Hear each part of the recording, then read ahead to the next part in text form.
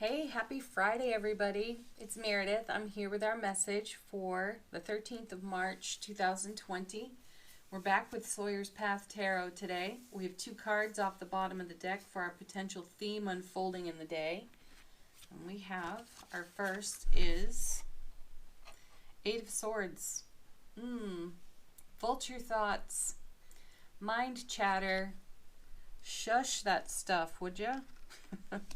Heal and love that stuff, would ya? Okay, Eight of Swords. Pardon.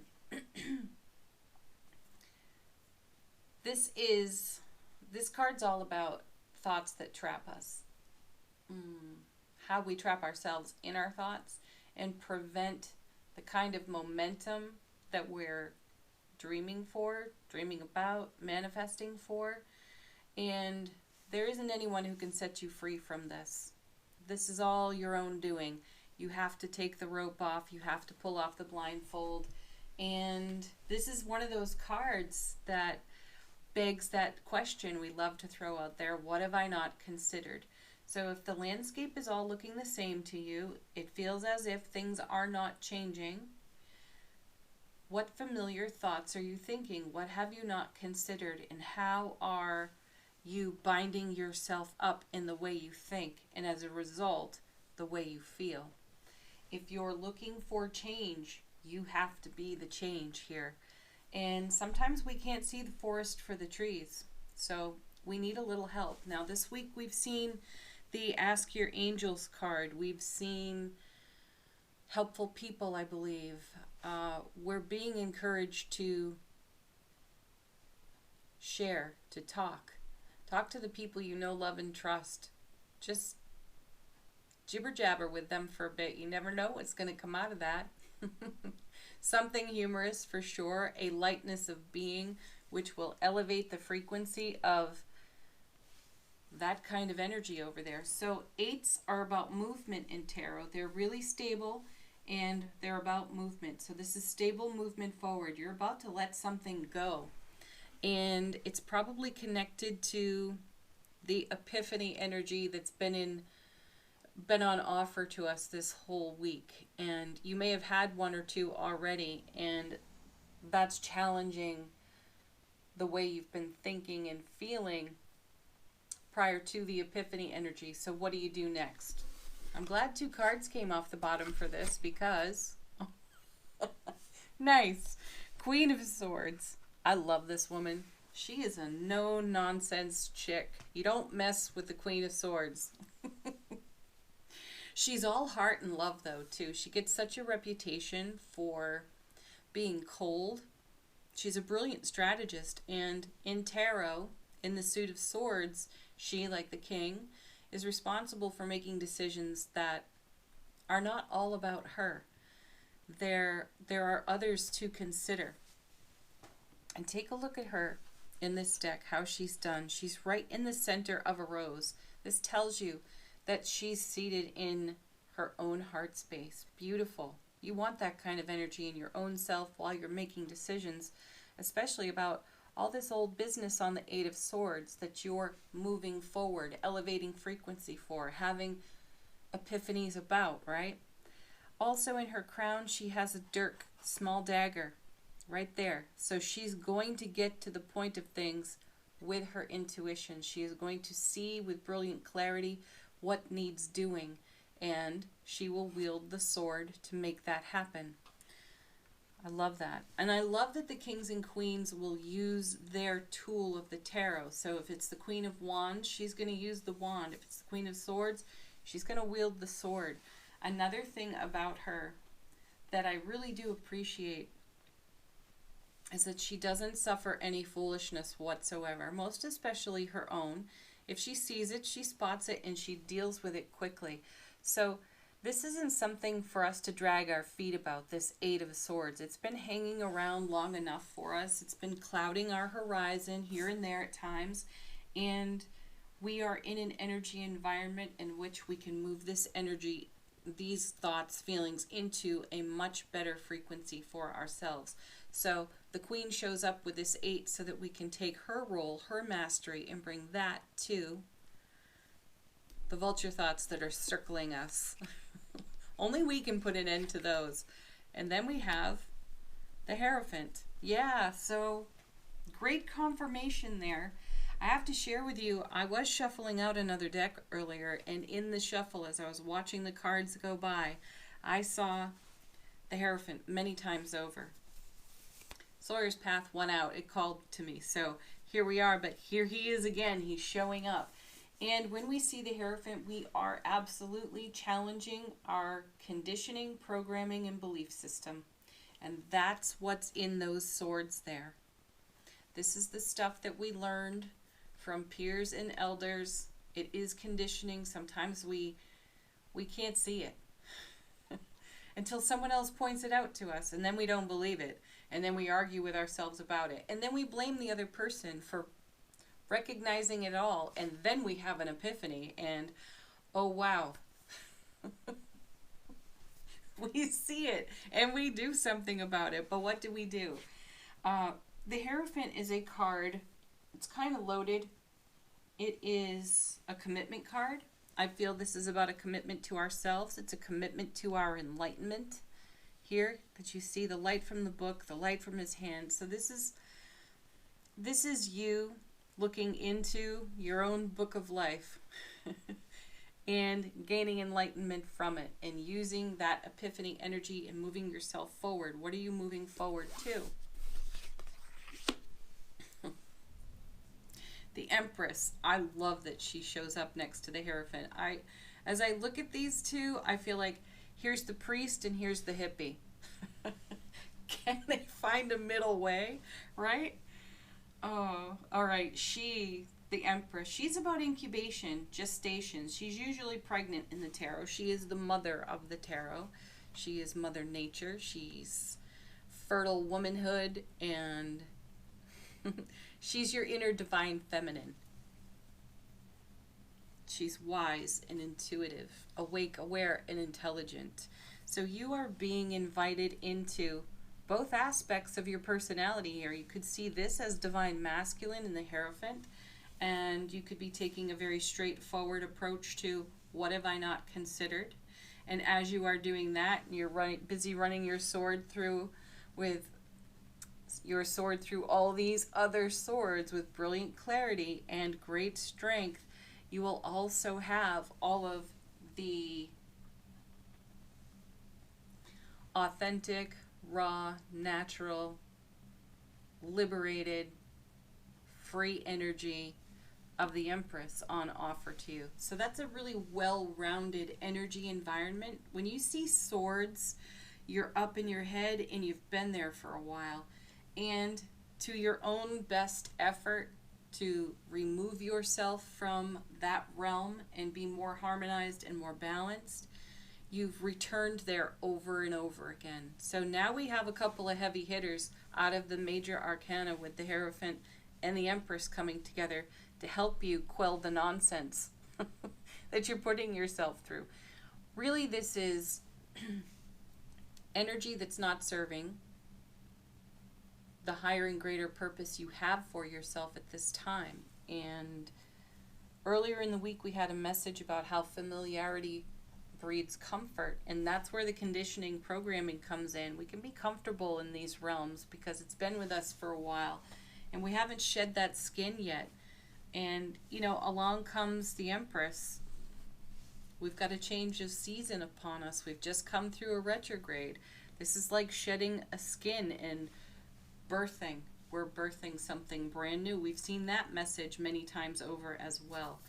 And there is a harmony to be found, to be struck between the Hierophant and the Empress. They are polar opposites in many, many ways, though they do find the middle way, and I feel that the Queen leads us there. Let's see what comes next. 2 cards here. Look at this, another major arcana card, Wheel of Fortune. That's the divine delivery system. That's what I call this card. This is about what's on the way in. Now, we've also seen the Death card quite a bit, and we've been taking a look at what's on the foundation that we need to remove from it. And why are we doing that? Because we're making way, we're accommodating, we're in allowing, we're in accepting. We're not necessarily in struggle. We did see some struggle earlier in the week out of the Wheel of the Year Tarot on the Strength card with the man that reminds me of Hercules struggling with a bull. And the feeling here is this is some of the Eight of Swords is some of the leftover struggle. These are some of the finer details that we're bringing love and kindness and compassion to, so that we can release this, release ourselves, liberate ourselves, and let it go. And then we're finding a harmony between the Hierophant and the Empress. And in that harmony, we have this really well-rounded energy environment for the Wheel of Fortune to divinely deliver to our foundation. And what's coming with this? Look at that. Six of Coins. Now there's it's done with scales in this deck too, which I love. So here we are balancing the scales for ourselves. And I don't make light of this as I see it. I know what kind of spiritual journey work goes into this type of scenario. And it's unique, it's different for each and every one of us, though it's profound. Striking a middle way, finding harmony and balance with things that you've accommodated for that no longer have a purpose to you, and allowing yourself to release that, let that go. That can be a very uncomfortable process in the moments when it's unfolding. And our choice to continue in happiness and in love, that makes a warrior out of you, a spiritual warrior.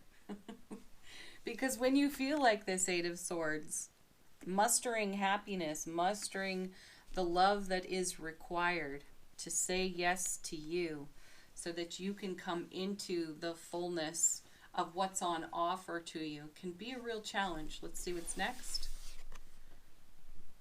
Yeah. I want to see what comes with him. Actually, I feel like they go this way.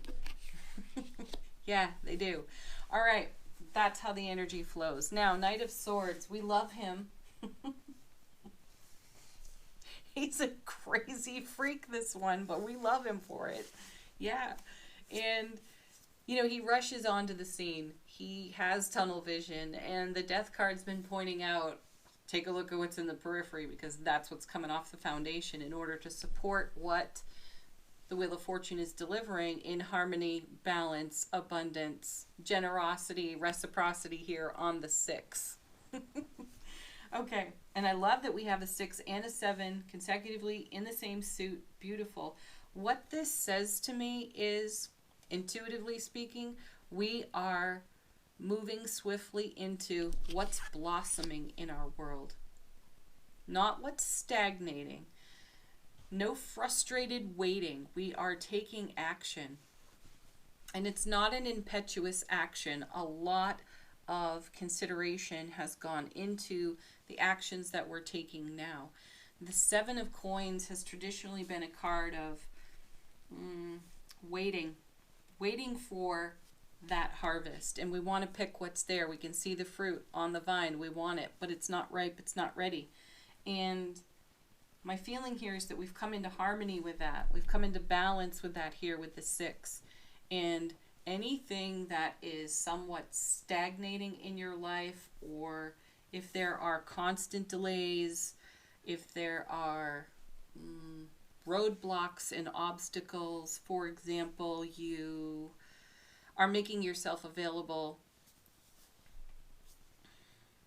in the way that you are of service, and it's just no show after no show after no show, or you take it where it's relevant for you. That's an energy that you've been tied up in, and you're setting yourself free from it, which accommodates more flow, generosity, reciprocity with the divine all that is and the divine delivery system of the Wheel of Fortune. So you're moving swiftly into energies that are blossoming, becoming, fulfilling, not stagnating, withering, waiting, frustrating. We're not doing it.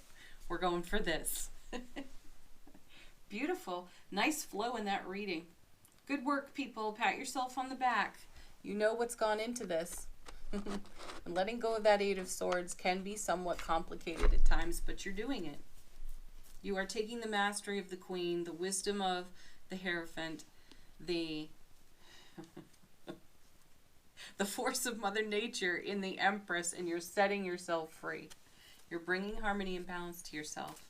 Let's do angel answers. Ask your question. Allow them to confirm something. They're already on the floor, which is awesome. I love when they do that. And look for a sign is back. How many times have we seen this one? The signs are everywhere. Pay attention to them. And if you're asking for them, know that they're being fulfilled. For me, it happens with numbers, and I'll see them on the clock, on license plates. Other places, plenty of places, but numbers show up so much for me personally, and wildlife. You know, out on a walk, undoubtedly I will see some little creature that draws my attention, so I end up at Animal Speak looking them up. So yeah, the signs are everywhere, folks. Check them out. Next.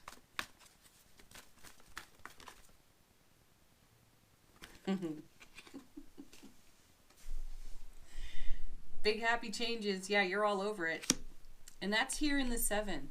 You're choosing that. You're choosing to lean into, move swiftly toward what's blossoming, what is fulfilling, what is ripening. Empress. She's all about that. You know, she's blessing this. She's making that happen. Beautiful. And along with the Hierophant, continues to encourage us to ask, what have I not considered? Show me, universe. And then we have, oh, we haven't seen this one in a little while. Yes, emphatic yes. Did I even say this one out loud? Big happy changes. I'm just anticipating that you're all, you know, staring at the screen. You might not be. But it's the happy that makes the big change, which is what we were talking about before, that in the face of some of our challenges, the things that we're setting down, moving on from, consistently choosing happiness and love. It's a process. It's a thing.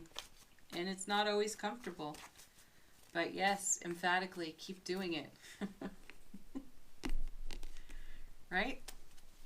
Because that discomfort, it is temporary. I know it doesn't always look pretty, but it is temporary. And then we have opportunity. Yes. Good. You're going to create opportunities for yourself. Look for the signs because the doors are opening for you. Step through them, explore them. If they're not for you, step back through them. Choose another one. Let's do an affirmation card from the universe has your back.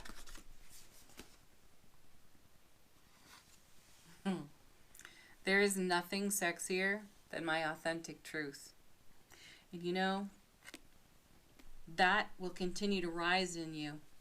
So if you find yourself here in the 8 of Swords, your authentic truth will present itself over and over and over again. So look for the signs because, yes, that creates big happy changes. The authentic you is the most beautiful you. Hello, Empress. She's a great reminder of that. Hello, Queen of Swords. If you're anything unlike that at this time, be the Queen of Swords. Turn yourself into the Empress. All right, last card, folks. Let's see what our spirit animal is today from Sawyer's Nature Portal Oracle deck. Oh, nice. I have such affection for bees. Sweetness of life. Embrace it. Yeah. Look up the bee. It's a great message. But yes, I do know it to be about the sweetness of life. Are you enjoying that? Are you celebrating that? Is that at the center of your big happy changes? Emphatically yes. Happy Friday the 13th, everybody. Go out and enjoy it. Have some fun. Be good and kind and loving and compassionate to you.